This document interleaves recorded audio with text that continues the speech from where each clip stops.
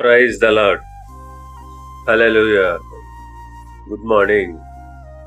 క్రీస్తునందు ప్రియులారా, ఈ ఉదయ కాలంలో మరొక నూతన వాగ్దానంతో మనము ఈ రోజును ప్రారంభించుకున్నాము.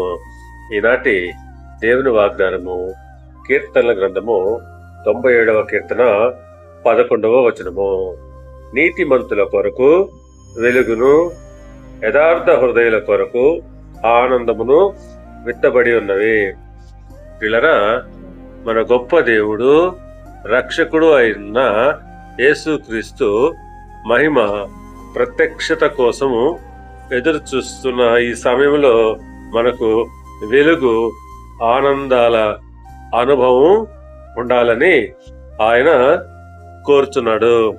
వాటిని బట్టి మనము ఆయనకు కృతజ్ఞతాస్తుతులు చెల్లిస్తూ ఉండాలి.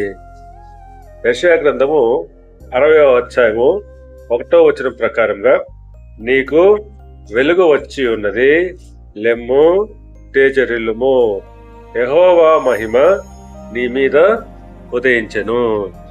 పిల్లరా, మనకు వెలుగు వచ్చి ఉన్నది కాబట్టి మనము లేచి ప్రకాశించాలి.